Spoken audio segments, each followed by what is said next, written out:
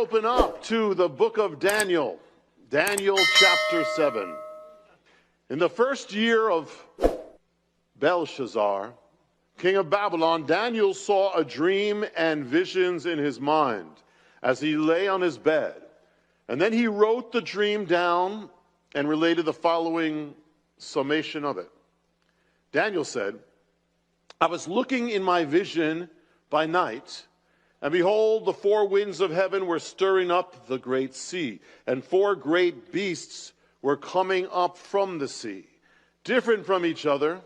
The first was like a lion and had the wings of an eagle. I kept looking until its wings were plucked. It was lifted up from the ground and made to stand on 2 feet like a man. A human mind was given to it. And behold, another beast, a second one resembling a bear. And it was raised up on one side, and 3 ribs were in its mouth between its teeth. And thus they said to it, Arise, devour much meat. After this I kept looking, and behold, another one like a leopard, which had on its back 4 wings of a bird. The beast also had 4 heads, and dominion was given to it. After this I kept looking in the night visions, and behold, a 4th beast, dreadful and terrifying and extremely strong, and it had large iron teeth. It devoured and crushed and trampled down the remainder with its feet, and it was different from all the beasts that were before it. And it had 10 horns. And while I was contemplating the horns, behold, another horn, a little one, came up among them, and 3 of the first horns were pulled out by the roots before it. And behold, this horn possessed eyes like the eyes of a man, and a mouth uttering great boasting. I kept looking until thrones were set up, and the Ancient of Days took his seat. And his vesture was like white snow, and the hair of his head was like pure wool. His throne was blazing with flames. Its wheels were a burning fire. And a river of fire was flowing and coming from before him out. Thousands upon thousands were attending him, and myriads upon myriads were standing before him. The court sat, and the books were opened. This is a picture of world history.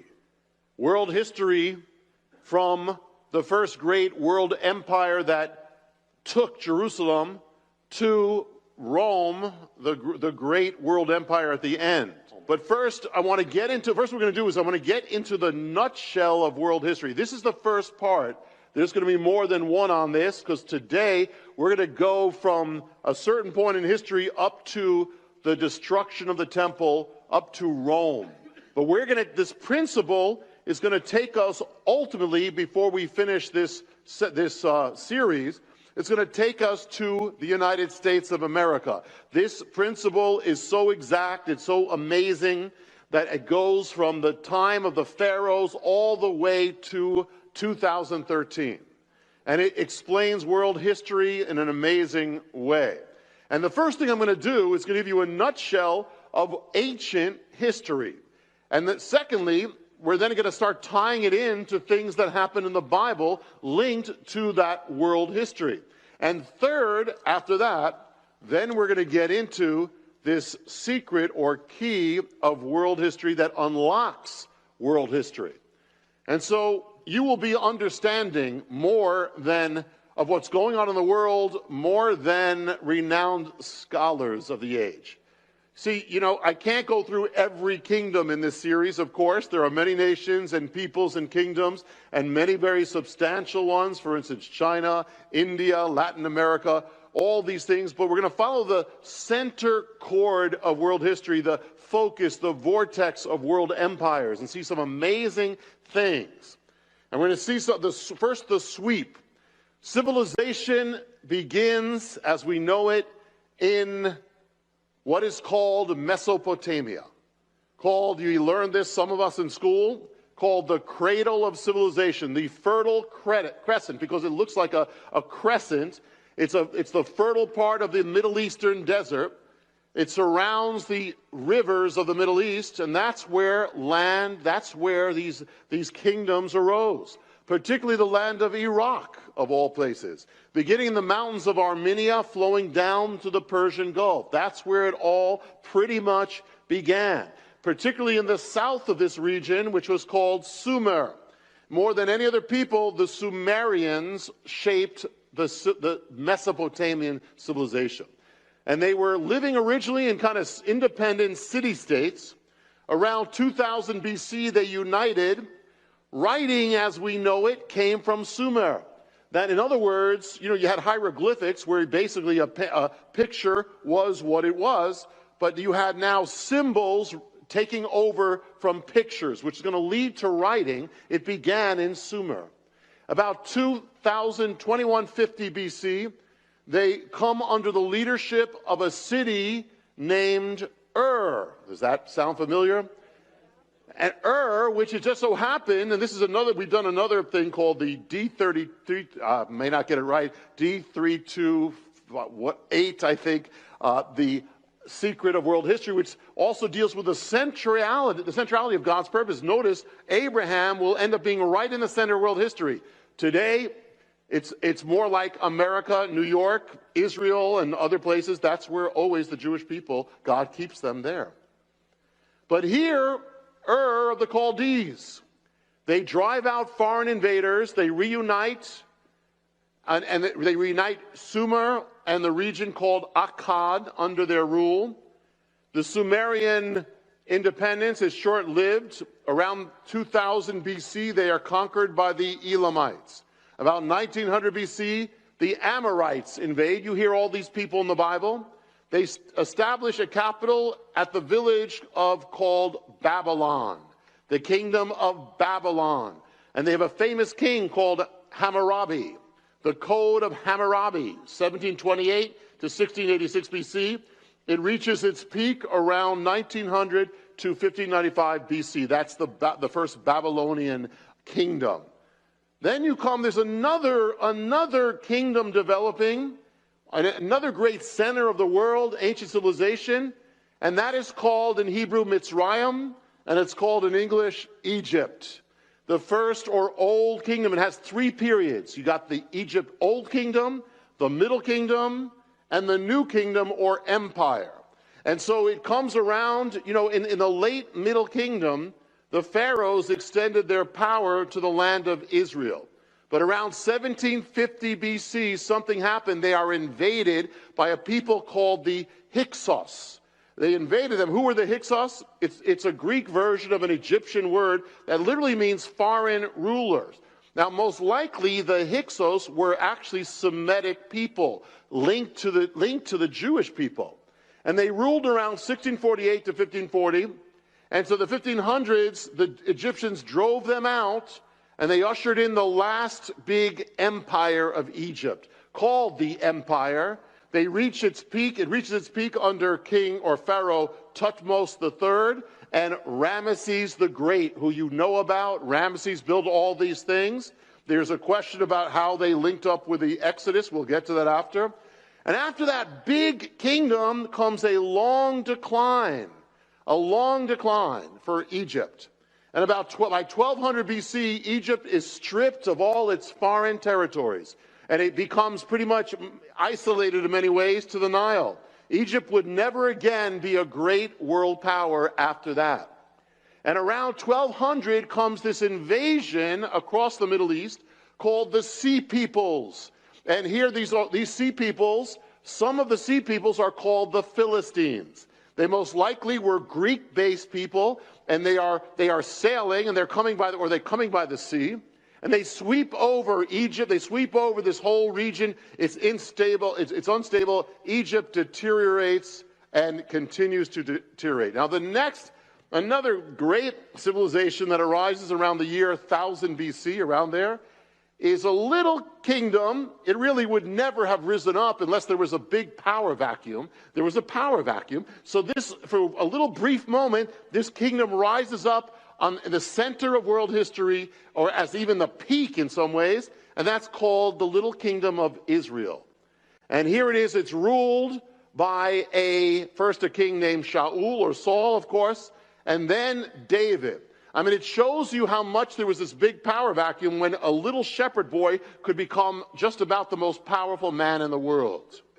After the death of Solomon, it splits into two.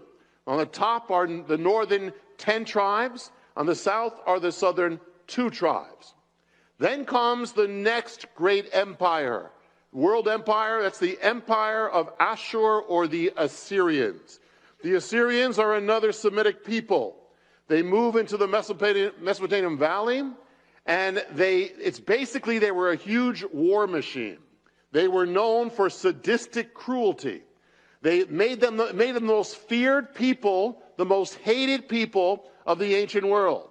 Enemy soldiers were skinned alive, impaled on stakes, or severely mutilated. So were citizens, and entire citizens were slaughtered, or they would mutilate them and put them in cages and bring them to the walls of the city that they were going to attack, and the city would just surrender to them rather than fall into the hands of the Assyrians. Around 883 BC, Ashur-nasir-pal rises in Assyria, and it begins a western conquest. It's as if it was drawn to Israel. All these great powers in some ways are drawn to Israel. It will become the major power of the world around this time. Assyrian Empire reaches its peak under the king named Sargon in 722, and then Sennacherib in 705, and Esarhaddon and Ashurbanipal. You see all these names in the Bible. They conquered much of the known world back then. Egypt, Phoenicia, everything fell to them. And they're ultimately even going to sweep across Egypt at that time, joining the entire region together. But then comes the next kingdom that rises, and this is where Daniel sees the creatures. The kingdom is again called Babylon. It is in some history books, it's called Neo-Babylon. It's the new Babylonian kingdom. It's the revival of Babylon. And so after the death of the Assyrian king Ashurbanipal, the Assyrian Empire goes into rapid decline. And so here, a Semitic people, the Babylonians or the Chaldeans, they rebel, and they're led by a king whose name is Nabopolassar. He had served the Assyrians as a governor, but now he rises up against them. He senses weakness, and he captures the Assyrian capital of Nineveh. In 612 BC, he destroys it. The new Babylonian Empire rises under King Nabopolassar, and then under his son, who is called Nebuchadnezzar, or you know this in the Bible. This is Nebuchadnezzar, who then joins the Middle East. He sweeps across Egypt, Mesopotamia, becomes the great Babylonian Empire of Daniel. And literally, and it's going to all go with, it's going to be, this is the background to understand the Bible. The next world power that rises up, in Daniel's vision, it was the bear. It rises up in about 559 BC, the prince of this people called Cyrus or Cyrus. He becomes king of the Persians. And he rises up. Cyrus overthrows the Babylonians about 539 BC, conquers Babylon. Persia, now the great Persian Empire, dominates the ancient world. It's the largest empire ever known, from the Nile to India. When you read about Purim, you read about that at the very beginning, how big this empire was. At its height, I mean, it conquered all these things. And then under Darius or Darius, it conquers northern Greece. But as it starts coming in contact with Greece, it starts getting drained. And this new empire starts rising a little in Daniel's vision. It is the leopard. It's fast. It's ferocious. It's not big. It's not weighty, rather. It's light, but it's fast. And this is the Greek Empire under Philip of Macedon and his son Alexander the Great. He defeats the Persians, and he sweeps across with his men, sweeps across the Middle East, sweeps across Israel, sweeps across all, even up to around India. When he dies, his kingdom splits, as in Daniel. There are 4 heads that rise up. It splits into 4 kingdoms among his generals.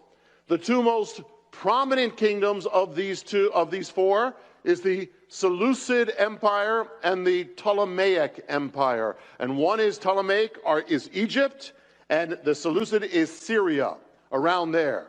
It's divided up, and now the fact is they are actually, it's a Greek empire. They seek to make everyone Greek. They seek to be a universal empire that everybody will be drawn into Greek culture. Then comes another, the last of the ancient powers, or the great powers, and of Daniel's creatures.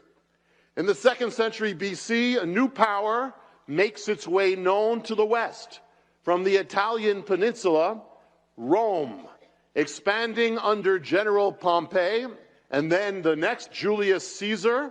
And then after Caesar's death comes a power struggle with Mark Antony, Cleopatra, of the Ptolemaic Empire that we just spoke about, of Alexander, and Octavius, who's adopted as the son of Julius Caesar, adopted son, who will then later become known as Augustus. And he will be hailed as the first emperor of Rome, the new empire. A few decades before the 1st century, Rome becomes the empire of empires. The gospel begins under Rome. It says in the year in which Caesar Augustus reigned, when the birth of Messiah, that is the backdrop. Now that is a sweep right now. I just gave you in, I don't know what, 10 minutes, I gave you the whole sweep of ancient history. That's the background of the Bible. But now let's go back and let's kind of lift a veil a little bit to see how what you read in the Bible goes together with what I just said. And then we're going to open up this key of world history. We started with Mesopotamia. Now it's interesting because the Bible starts out with the Garden of Eden. And in Eden, you have 4 rivers. And 2 of those rivers are the Tigris and the Euphrates. Another one may be the Nile. And so it's interesting that where the Bible says everything started, it's the same place where historians say civilization started. In the same area of the rivers. In fact, Mesopotamia, you know what it means? Mesopotamia, meso means in the middle of, and Potamia, like the Potomac in Washington, means the river. It means in between the rivers. Which rivers? The same rivers that are mentioned in the Garden of Eden. It all happens around there. And then when you look at Egypt, you have this great center, the Egypt, which is by the Nile, the other river. And we said that around a certain time, 1750, these invaders come in, the Hyksos, which is interesting because when you look at the names of these invaders who took over Egypt for a time, their names are Semitic. Like they have names like Baal, or like one name has Yaakov, like Jacob in it. And so it kind of makes sense that they would be more open to the Hebrews, Joseph, when they came in. But once the Egyptians drove them out, it makes sense that arose the pharaohs who did not know Joseph, who now are against the Hebrews, because the Hebrews are seen as similar to these people. So it makes sense that then they would enslave, or they would come against and fear the Israelites. Then you have the invasion of the sea peoples I talked about as Egypt starts falling apart. And this again was linked to the Philistines, David and Goliath, Samson and Delilah. All that is all part of this backdrop, or all backed up by it. Around 1000 BC, as I said, you have Israel just comes out of the vacuum, and it's God's plan. It's amazing. They are ruling, and when David and Solomon are ruling, they are at the height of world power. I mean, it's amazing, from nothing to suddenly this height. And it's interesting because if they had stayed following God, if Israel had followed God, the whole history of the world could have been different. I mean, God is sovereign. We're not getting into that. But the fact is that as they started falling away from God, then their enemies started rising up. So the thing is, if they had stayed under God, there's a chance that God would have kept everybody there, because that's what he did at the beginning. But then he allows Assyria to rise up. And yet you could say that all history centers around God, of course, and all history also centers around God's people and God's plan. As they turned away from God, that's when quote, the Gentile world kingdoms began to rise and threaten them. And that's what happened. Assyria is the empire of Nineveh. That's Jonah. That's the whole background of Jonah. So when you can understand Jonah a little bit more, it would be like God calling you to go to Nazi Germany that they could get saved. And so if you're Jewish, you went through that, you might not want to do that. So Jonah did not want to go to Nineveh because of how horrible these people were. But he did. The north kingdom, that north kingdom, which is really the backdrop of the harbinger, the north kingdom, Hosea had warned them, Amos had warned them, but by 722 BC, the Assyrian Empire sweeps in and judgment finally falls on them through Assyria. That's the Syrians are the, actually we mentioned this, the Assyrians are the fathers of terrorism. Every terrorist comes in some way, is descended spiritually from the Assyrians. They invented terror as we know it. And they come in and they wipe it away, and then you have that's where you begin with the 10 lost tribes. They were taken by Assyria. So you see the whole Bible, this goes right in how the Bible goes. Here you have the story of King Hezekiah, and when the Assyrians come to him in the south in Judah, and they surround Jerusalem, he instead comes to God and says, God, you have to help us. And what happens is that you can understand how fearful they are with the Assyrians, how awful the Assyrians were, all around all the walls of Jerusalem. And the people know if they get in those walls, they are finished. There's going to be horror and terror. So you can understand more what that was like for Hezekiah. He brings it to God and says, God, help us. And what happens? As he does that, it says, the Bible says, and God sent one angel to help. And that angel struck down thousands and thousands, the entire Assyrian army in one night. And the amazing thing is that if you look in history at a map, the Assyrian Empire went all across, but it didn't get Judah. There's something stopped it from getting Judah. And there's actually, I mentioned this, there's actually in a Greek historian, in Greek history, it's kind of like they got something, they got an echo of this, because they wrote about a time when the Assyrian Empire was outside a city, and suddenly it was struck by a plague. But it matches what the Bible says about Israel. Then you have the rise of Babylon we spoke about. How does that link with the Bible? Well, this is the backdrop of Daniel. This is the backdrop of Jeremiah and Ezekiel, that Babylon is rising up, and Jeremiah rises up, and Jeremiah will warn Judah of the judgment coming through Babylon.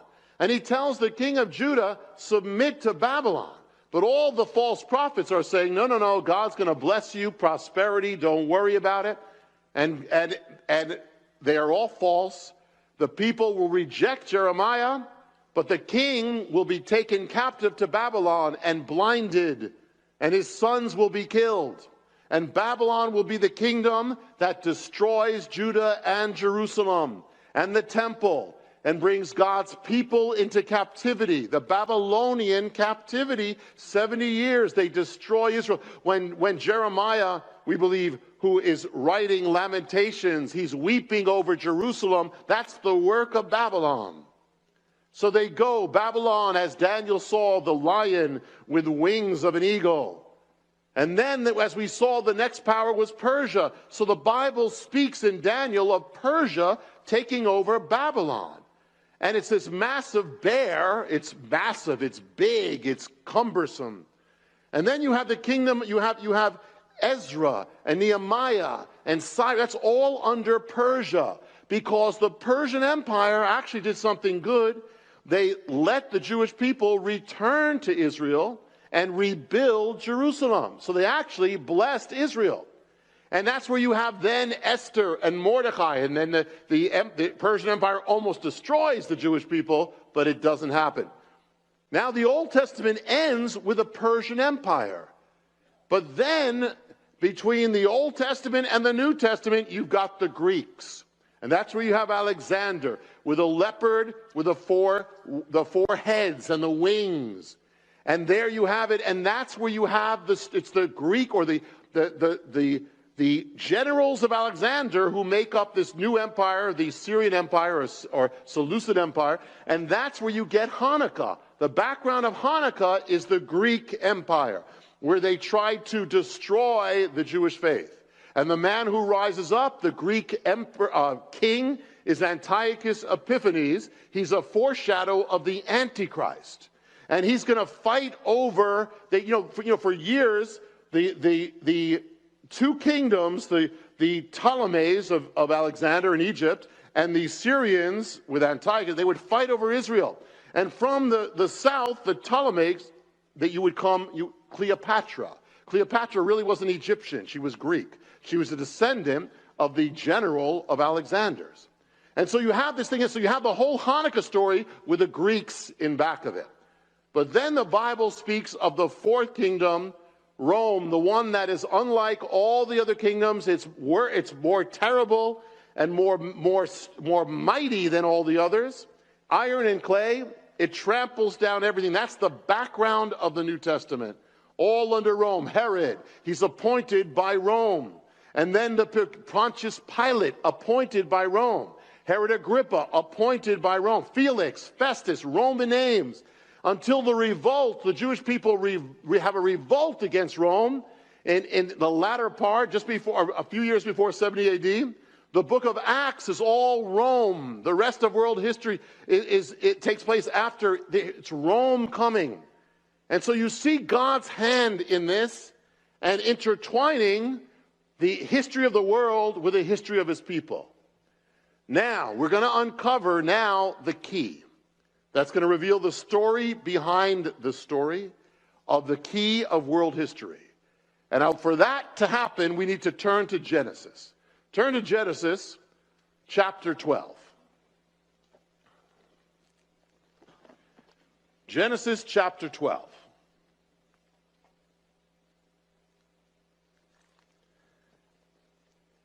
And we're going to look at something, we're going to begin something now that's going to go, ultimately, we will see what's happening in the world right now is exactly tied into what was happening then. Now the Lord said to Abram, go forth from your country and go from your father's house, your relatives, to the land I'll show you. And I'll make you a great nation, and I will bless you. And I'll make your name great, so you shall be a blessing. And I will bless those who bless you. And the one who curses you, I will curse. And in you, all the families of the earth shall be blessed. So God takes a man in Babylonia, in Sumer, in Ur of the Chaldeans, and he tells him, I'm going to make you a great nation, and whoever blesses you will be blessed. And whoever curses you will be cursed. Or in other words, the Abrahamic covenant. Now you can take it either in a very small way, in that simply it only means this, I will bless you and I will curse those who curse, or a larger way that what it's saying is not only that, but whatever you do to the Jewish people or Israel or Abraham's descendants, it will come back to you. It will be reciprocated back. So if you bless, it comes back as blessing. If you curse, it comes back as cursing. This is true for nations and individuals alike. I have never met a person who hated the Jewish people and prospered, was a blessed person. Never. I've never met a person who loved the Jewish people in God and wasn't blessed in some way. So here we're going to see something, the actual history of the world revolving around this secret. This key, secret to the world. Egypt, look at Egypt. It rises to the height of its power. The children of Israel are inside of it when it rises. The Egyptian empire. And then they turn against the Jewish people. They strip them of their status. They strip them of their rights. They make them slaves. Their possessions, everything stripped. The Egyptian empire, so what happens to Egypt? Abrahamic covenant. They strip them, they enslave them. Egypt, from the height of world power, Egypt collapses. It enters a long period of decline. You can almost take it as the Pharaoh is heading to the Red Sea and the Red Sea sweeps his army. That's the beginning of the end. Egypt enters a long period of decline as Egypt stripped the children of Israel of its possessions and status as a people. One historian writes, Egypt was stripped of all its territories. Egypt was stripped continuously. It went into a long decline until it became a second-rate power, a vestige, a shadow of its former self. The famous poet Shelley wrote a famous poem in 1817 concerning a man called Ozymandias. Ozymandias was referring to Ramses the Great, the Pharaoh, and who was around the time of the Exodus somewhere, the last great Egyptian pharaoh who built monuments to himself all over. And Shelley wrote this. He said, I met a man from an antique land who said, two vast and trunkless legs of stone stand in the desert.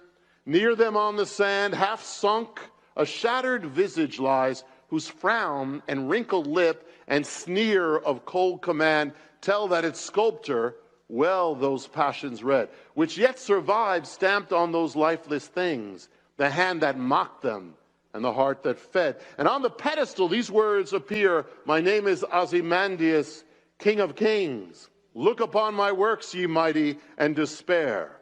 Nothing besides remains round the decay of that colossal wreck. Boundless and bare, the lone and level sand stretched far away. This is taught in English classes throughout the world. But it was about the collapse of Egypt and the fall of man. And when did that fall happen of Egypt? It all happened just around the time of the Exodus. Egypt comes against the God of Israel, comes against the children of Abraham, and the hand of God comes against Egypt. Judgment comes as the children of Israel were stripped and debased. The Egyptian empire is stripped and debased. As the possessions were taken of Israel, the possessions of Egypt are taken.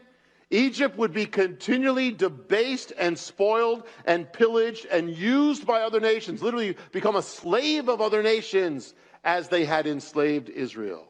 I will bless those who bless you. I will curse those who curse you. The Assyrian Empire, one of the most brutal empires in history. As we said, and the Assyrian policy was when you conquer a land, you take everybody out and mix in everybody so nobody's going to rise up against you. You end their identity. That's what they did with the 10 lost tribes. And so there they do this. The Assyrians, the most ferocious people, they were brutal with Israel. They brutally destroyed the northern kingdom, razed it to the ground, massacred its people, ended their identity. So that Israel, the northern tribes, is a lost thing. 10 lost tribes, nobody knows. So what would that mean according to the Abrahamic covenant of history?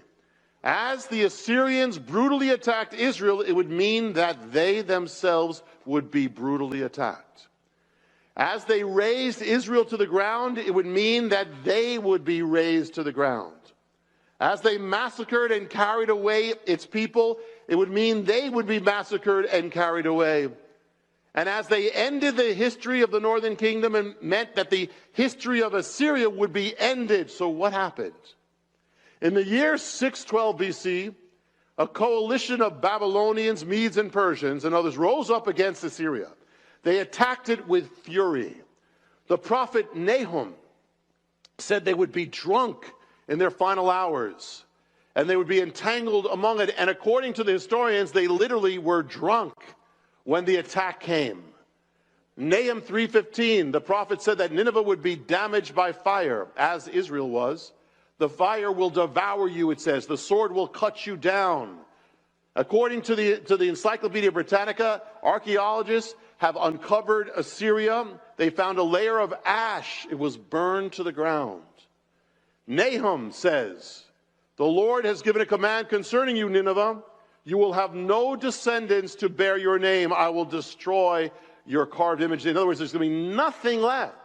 When Nineveh was destroyed in 612 BC, it marked the absolute end of the Assyrian Empire. The city would never rise again. Today, Nineveh is an archaeological ruin in Iraq. Assyria cut off the northern kingdom. God cut off Assyria. Exactly what happened. In Nahum 3, it says, nothing will heal or can heal your wound. Your injury is fatal. And everyone who hears the news about you claps his hands at your fall.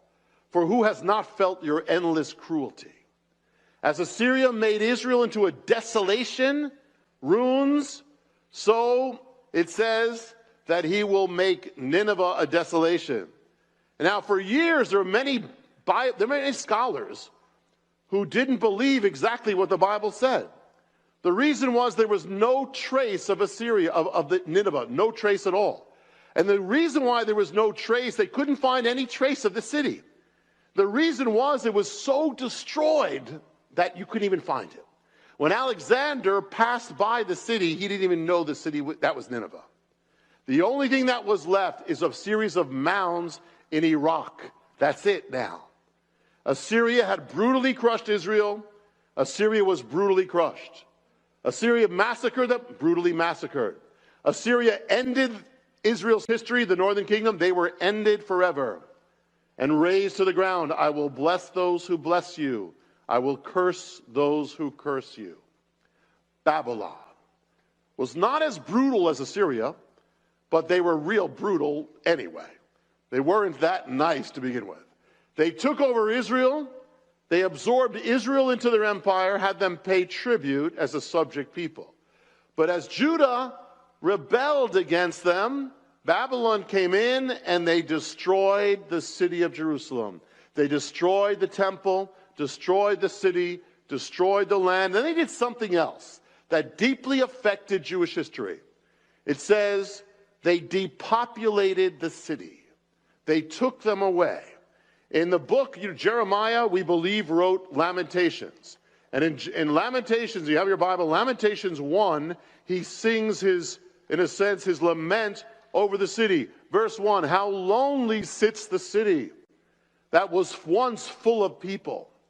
She has become like a widow who was once great among the nations. He's talking about Jerusalem. She who was a princess among the provinces has become a forced laborer. She weeps bitterly in the night, and her tears are on her cheeks. She has no one to comfort her. Among her lovers, all her friends have dealt treacherously against her. They become her enemies. Judah has gone into exile, under affliction, under harsh servitude. She dwells among the nations, but she's found no rest. All her pursuers have overtaken her in the midst of distress. The roads of Zion are in mourning because no one comes to the appointed feast.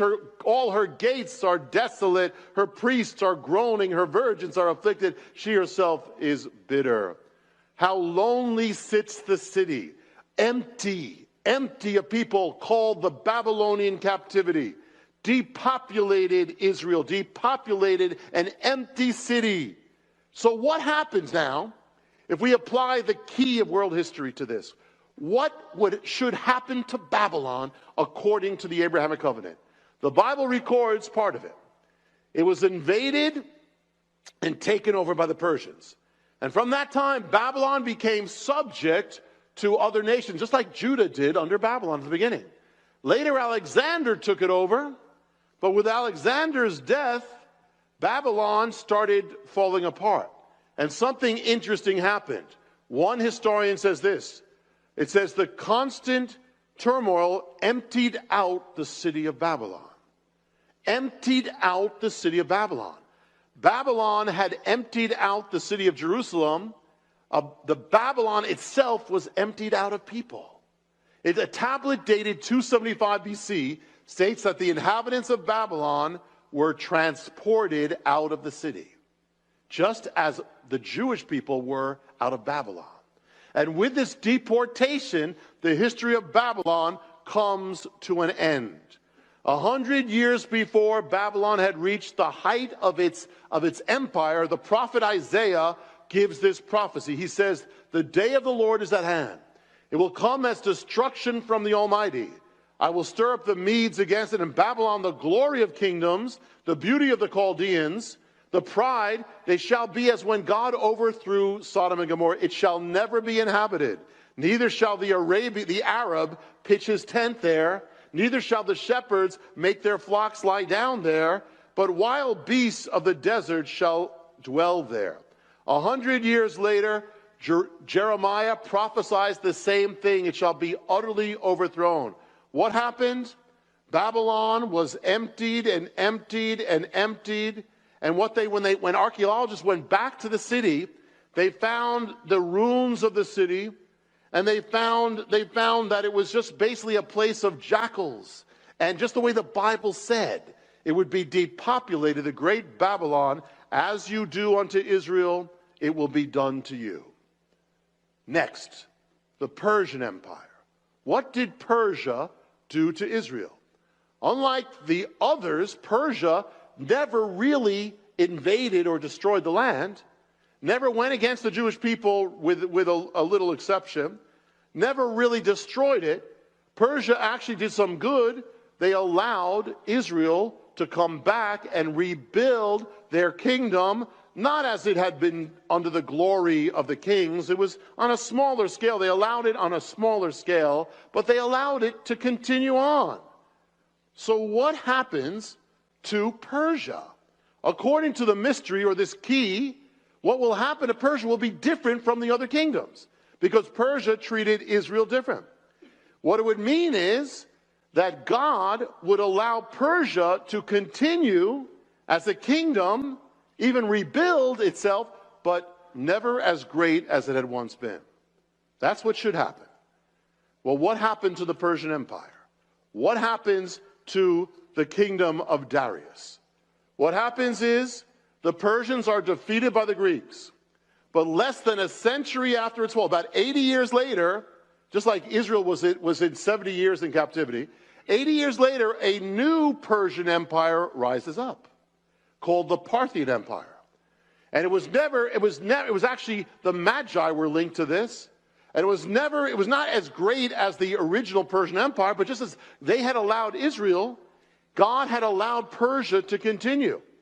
And then again, then that empire fell, and then another Persian empire came up called the Sassanid Empire, and that was about 226 AD.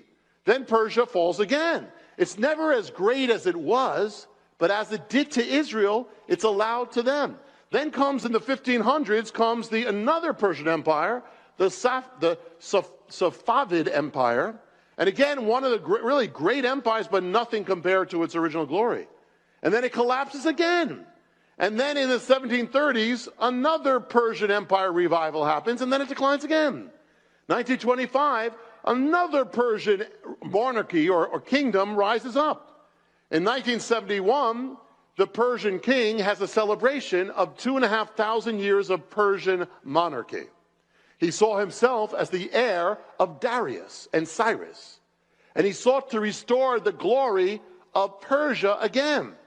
In 1976, he replaced the lunar Islamic calendar with a solar calendar that began with the Persian Empire.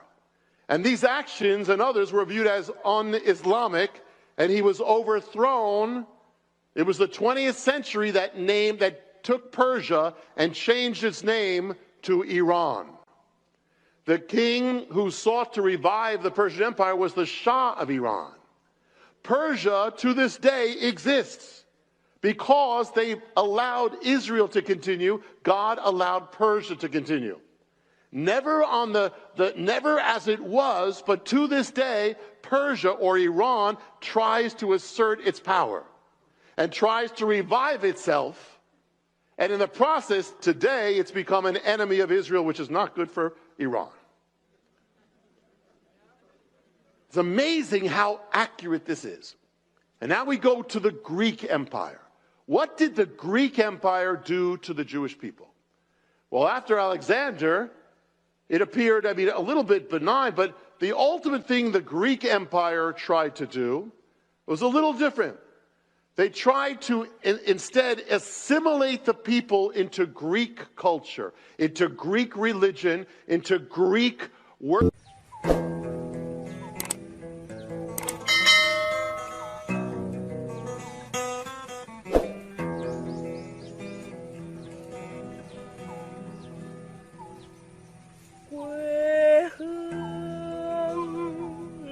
Chung khế ngọt cho con trèo hái mỗi ngày. Quê hương là đường đi học, con về dập bướm vàng bay. Quê hương là con diều biếc, tuổi thơ con thả trên đồng. Quê hương là con đò nhỏ êm đềm của nước ven sông. Worship of their gods. And that happened by violence under Antiochus Epiphanes. That's Hanukkah. They tried to get the people to worship the gods of the Greeks. They just defiled the temples of Israel. Antiochus, but interesting, right with Antiochus, who tried to wipe out the Jewish faith, guess what happens to the empire? It starts collapsing. At the end of his reign, it's collapsing. Collapsing so much that 100 years later, it's like nothing. Gone. It decays. It's stripped after it tries to do this. But it's deeper than that. Because here is one of the great empires that becomes nothing after they turn against Israel. But the relationship is deeper because the Greek civilization tried to assimilate the people, make them become Greeks. That was what they tried to do, make the faith of Israel disappear and get absorbed by the faith of the Greeks, of the Greek gods. So what's going to happen to the Greeks? Or what's going to happen to Greece according to this ancient Abrahamic covenant?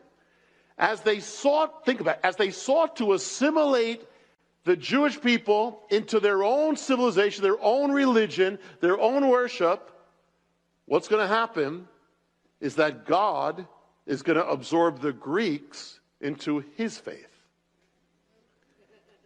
It's true. He's going to use everything Greek to lift up the God of Israel. In fact, he's going to use everything, he's going to use the Greek language to spread the gospel. As they sought to eliminate the worship of the God of Israel, God eliminates the worship of the Greek gods. And as they sought to bring all the Jewish people into the Greek religion, he brings the Greek people into the God of Israel. I mean, it's amazing how God does it. I mean, he uses all these things. The first Gentiles to receive the gospel are called Greeks. It's the Jew and the Gentile, or the Jew and the Greek. In fact, even the names, the diaspora, the Jewish people are scattered, that's a Greek name. And through the scattering of the Jews, this Greek thing, the gospel spreads to the Greeks. And you have another thing called the synagogue. Jewish? No, it's a Greek name. Synagogue is a Greek name. God used the synagogues with a Greek name in the Greek areas to spread the gospel to the Greeks. The Greeks said, hey, we can assimilate these Jews. We will make them Hellenized Jews, they're called. Hellenized, Greek-speaking, cultured Jews of Greece. But God takes one of these Greek-speaking Jews, Saul of Tarsus, named Paul, and he brings the gospel to the Greeks. The Abrahamic covenant. As you do to Israel, it shall be done to you. And the last great empire, there's so much here. The last great empire of the ancient world. It could be called the archetypical empire of empires. Rome. What did Rome do to Israel? Rome subdued Israel. Rome oppressed Israel. Rome taxed and drained Israel. Rome pushed its culture over Israel. Rome showed little respect for the faith of Israel. But Rome ultimately invaded Israel and destroyed Israel and scattered Israel across the face of the earth. The fact that there are Jewish people in America is from Rome. They scattered them. They broke up the kingdom, spread Israel throughout the world, the diaspora. But here is this last mystery of the ancient kingdoms. Number one, Rome oppressed and drained and taxed and occupied Israel. And the Romans were to the Jewish people were as barbarians ruling over them. What happened to Rome? They would become increasingly an oppressed civilization. They would be drained. They would be taxed to death. They would ultimately contribute to its fall. they would be ultimately taken over by those they consider to be barbarians. Secondly, as Rome caused Jerusalem to fall, God would cause Rome to fall. Not, and the first thing that what's fall, first it got cut in two, and then it got pillaged and plundered. As Rome showed no reverence to Israel's faith and often committed sacrilege, God would end the faith of Rome. By this irony, they would end up abandoning the gods of Rome, as with Greeks, and they would accept, at least on the surface, the God of Israel.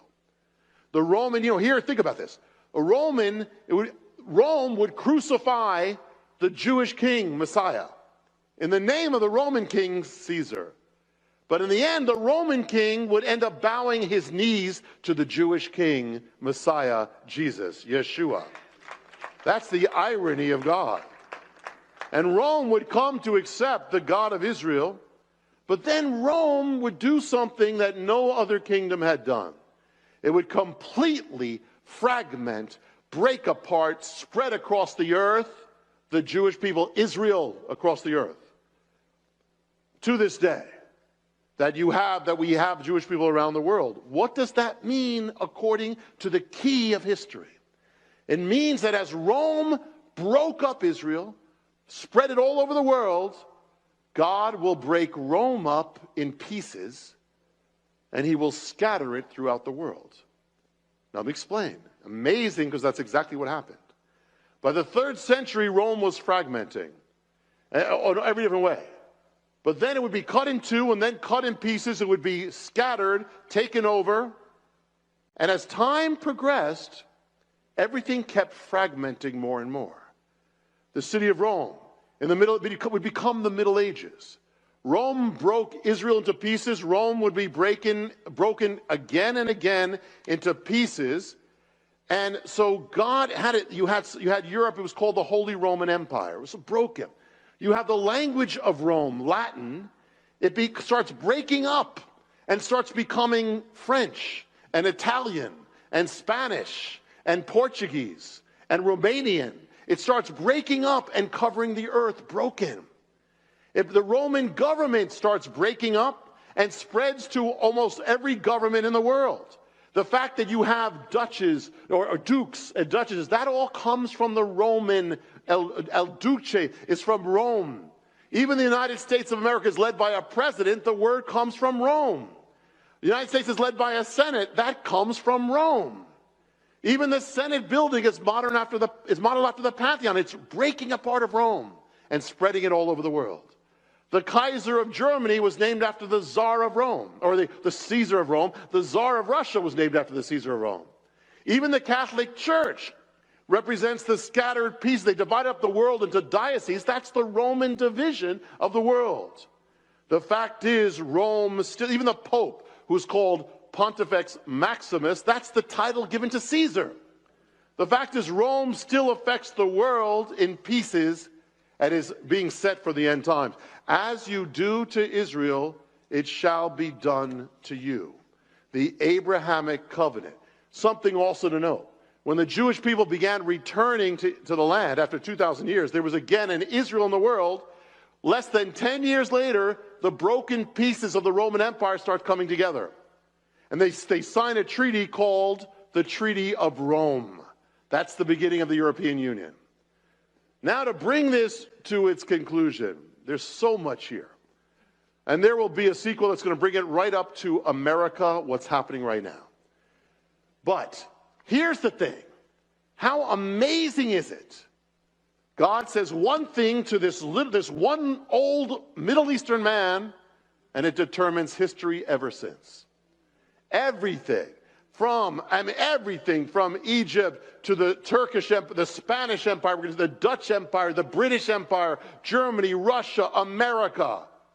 All of it, from the pharaohs to New York City, all from this covenant he gave to Abraham. To bring it home, amazing. What was spoken in Ur has now determined the course of history by the hand of God. 4,000 years ago, and it is held true to this day. What does it tell you?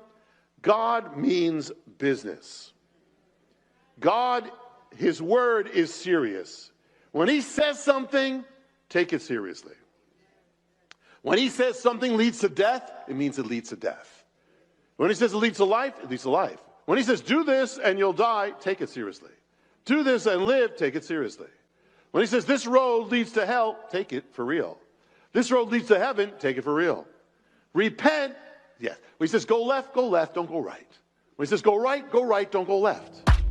He says do not fear, take that seriously too. He says go and proclaim the word, this is my command, you take that seriously and proclaim the word.